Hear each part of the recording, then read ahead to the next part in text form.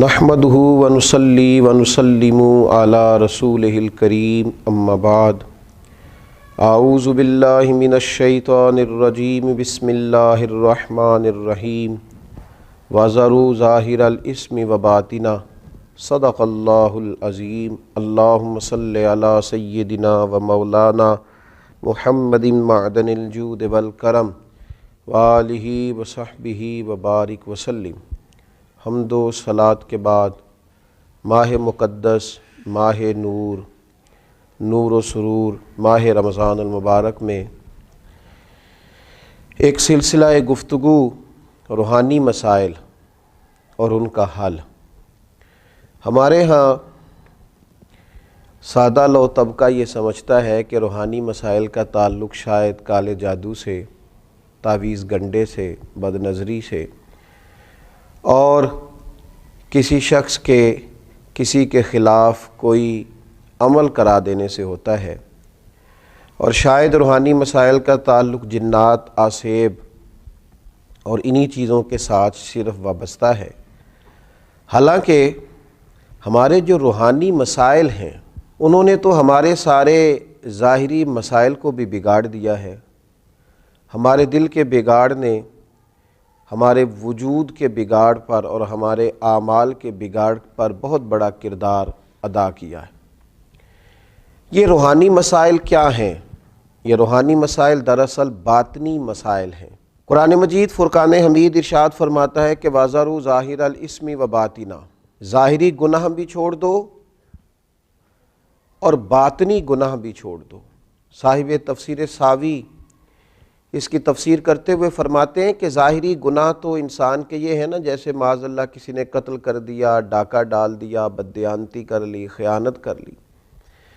اور باطنی گناہ یہ ہے کہ اس نے حسد کیا، تکبر کیا، بغض رکھا، بدگمانی کی، برا سوچا، اپنے دل کے اندر اس نے کینہ پروری کی۔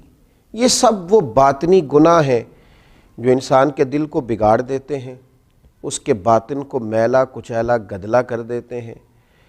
انتہائی خوبصورت، نفیس، پڑھے لکھے، صاف ستھرے، سمجھدار، اچھے گھرانے کے لوگوں کو یہ باطنی گناہ اس طرح کا بنا دیتے ہیں کہ وہ ایک خود غرض انسان بن جاتا ہے۔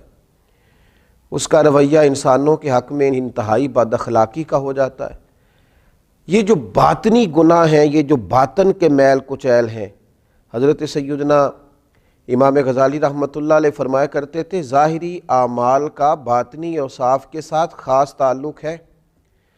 فرماتے ہیں اگر باطن خراب ہو جائے تو ظاہری اعمال بھی خراب ہو جاتے ہیں، اور اگر باطن اجلا ہو، خوبصورت ہو، صاف ستھرا ہو، عاجزی والا ہو، انکساری والا ہو، خیر خواہی والا ہو، اللہ کے بندوں کی محبت والا ہو، اچھی سوچ والا ہو، اس کے اندر یہ ساری خوبصورتیاں موجود ہوں تو پھر انسان کا باطن بھی سنور جاتا ہے۔ ہمارے دلوں کے اندر بعض ایسی چیزیں ہوتی ہیں جو ہمارے لیے انتہائی خطرناک ہوتی ہیں۔ حسد کا سادہ معنی جو ہمارے ہاں کیا جاتا ہے وہ جلنا ہے۔ تو مجھے بتائیے جو آدمی جل رہا ہوگا وہ سکون کیسے پائے گا؟ بغض کا معنی دل پر کسی کے لیے بوجھ رکھنا بھی کیا جاتا ہے۔ تو جب اپنے دل میں کسی کے لیے بوجھ رکھا جائے گا، تکلیف محسوس کی جائے گی، تو کیا انسان قرار پائے گا؟ تکبر کا معنی یہ ہے کہ آپ نے اپنے آپ کو بڑا جانا، کسی کو چھوٹا اور حقیر سمجھا۔ تو جب ہر وقت آپ اپنی بڑائی ہی کے چکر میں پڑے رہیں گے تو کیا دل کو قرار آئے گا؟ تو یہ وہ باطنی اور روحانی مسائل ہیں جو سامنے والے کا تو شاید کچھ نہیں بگاڑتے، لیکن اپنے آپ کو وہ تکلیف میں، اذیت میں، پریشانی میں مبتلا کر دیتے۔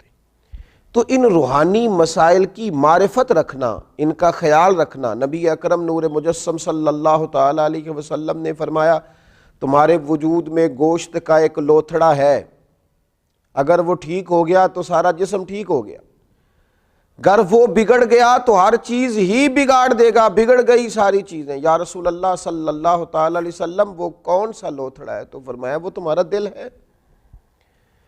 اگر تمہارے دل کے اوپر میل کچیل ہو، بغض ہو، عداوت ہو، کینہ ہو، حسد ہو، تکبر ہو، بدگمانی ہو، تو وہ سارے جسم کو بگاڑ دے گا، تمہیں شدید تکلیف میں مبتلا کر دے گا۔ لیکن اگر دل صاف ہو، اگر دل میں عجز ہو، اگر دل میں محبت ہو، اگر دل میں خلوص ہو، دل میں للہیت ہو، اگر دل کے اندر کسی کے لیے درد ہو، خیر خواہی ہو، تو پھر یہ دل باقی اعمال کو بھی سنوار دے گا۔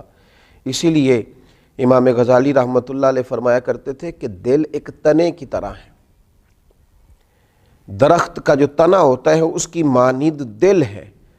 اگر تمہارا دل صاف ہے تو پھر جو اوپر شاخیں لگیں گی تنے کے وہ بھی خوبصورت لگیں گی، پھول لگیں گے، پھل لگیں گے، توانائی ہوگی۔ لیکن اگر دل ہی بگڑ گیا ہے، پاک ہوویں تے پاک ہی ملدا ہی تے بنا پاکوں پاک نہیں ملدا، سارے جسم دے دھون دے نالوں اکو تولا ہے ٹکڑا دل دا۔ اور اقبال کہنے لگے دل بیدار پیدا کر، کہ دل خوابیدہ ہے جب تک، نہ تیری ضرب ہے کاری نہ میری ضرب ہے کاری۔ دل اگر صاف ہو، یہ جو باطنی ہمارے مسائل ہیں، یہ جو روحانی مسائل ہیں، جب تک ان کا ادراک نہیں ہوتا، اعلیٰ حضرت فاضل بریلوی رحمۃ اللہ علیہ فتاوی رضویہ شریف میں ارشاد فرماتے ہیں کہ جو مسائل ہیں نا علم قلب کے، دل کے جو مسائل ہیں، فرماتے ہیں یہ بھی فرض ہے ان کا سیکھنا بھی۔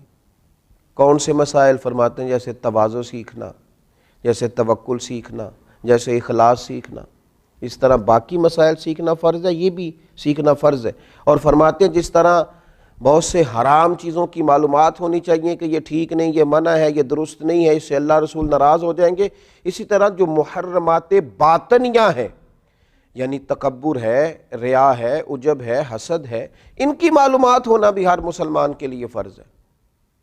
اور پھر آگے چل کے آپ ارشاد فرماتے ہیں عظیم روحانی پیشوا سلسلہ قادریہ کے عظیم روحانی بزرگ اعلیٰ حضرت فاضل بریلوی رحمۃ اللہ علیہ ارشاد فرماتے ہیں جس طرح پنجگانہ نمازوں کی فرضیت جاننا ضروری ہے، اسی طرح حصول اخلاص کا علم ہونا بھی ضروری ہے، اس لیے کہ ہر عمل کی صحت، ہر عمل کا ٹھیک ہونا، اللہ کی بارگاہ میں قبول ہونا اخلاص ہی کی بنیاد پر ہے۔ اگر اخلاص کی معلومات ہی نہ ہوں گی تو یہ وہ روحانی مسئلہ ہے، یہ وہ روحانی مسئلہ ہے جو تمام اعمال کو ضائع کر دے گا، اکارت ہو جائے گی کی ہوئی ہر ایک نیکی۔ پھر آپ ارشاد فرماتے ہیں جس طرح حلال و حرام کا علم ہونا ضروری ہے، اسی طرح ریاکاری کا پتہ ہونا بھی ضروری ہے۔ فرماتے ہیں بڑے بڑے عابد ہیں، بڑی بڑی بہترین عبادت ہے، پر اپنے دکھاوے کی وجہ سے، ریاکاری کی وجہ سے اس عبادت کو ضائع کر لیتے ہیں۔ اعلیٰ حضرت فاضل بریلوی رحمۃ اللہ علیہ فرماتے ہیں جس طرح ظاہری اعمال، ان کے فرائض، سنن، واجبات کا جاننا ضروری ہے، اسی طرح انسان کے لیے خود بینی اور حسد کے مسائل کا جاننا بھی ضروری ہے، اس لیے کہ حسد تو اعمال کو کھا جاتا ہے جس طرح لکڑیاں کھا جاتی ہیں۔ یہ جو روحانی مسائل ہیں، یہ جو اندر پنپ رہے ہوتے ہیں، اور امام غزالی رحمۃ اللہ علیہ فرماتے ہیں اس میں تخصیص نہیں کہ یہ تکبر، حسد، بغض، عداوت صرف جہلاء میں ہوتا ہے، کہتے ہیں یہ پڑھے لکھے لوگوں میں بھی ہوتا ہے۔ اس میں تخصیص نہیں کہ یہ صرف غریبوں میں ہوتا ہے، یہ امیروں میں بھی ہوتا ہے، یہ صرف نادانوں میں نہیں ہوتا، سمجھدار لوگوں میں بھی ہوتا ہے۔ ان اعمال کا جاننا، ان کا حساب کرنا، یہ بڑا روحانی موسم ہے رمضان المبارک کا۔ اس مقدس موسم کے اندر جہاں ہم اپنے ظاہری اعمال پر توجہ دیں گے، جس طرح ہم اپنے نماز کو ٹھیک کریں گے، وضو کو ٹھیک کریں گے، جس طرح زکوٰۃ ادا کی جائے گی، اسی طرح روزہ ایک باطنی عمل ہے جو اللہ اور بندے کے درمیان راز ہے۔ تو روزے کے باطنی عمل کے ساتھ ساتھ ہم اپنے باقی اعمال پر بھی توجہ کریں کہ ہمارا دل کہیں حسد کا شکار تو نہیں، بغض کا شکار تو نہیں، عداوت کا شکار تو نہیں، بدگمانی کا شکار تو نہیں، عجب کا شکار تو نہیں۔ اگر دل کے اندر یہ ساری بیماریاں ہوں گی تو یاد رکھیے گا سارے اعمال کے باوجود، ساری نیکیوں کے باوجود انسان نہ قرار پا سکے گا، نہ وہ نیکیاں اللہ کے حضور قبول ہوں گی، نہ اسے کوئی فائدہ ہوگا۔ اپنے ان روحانی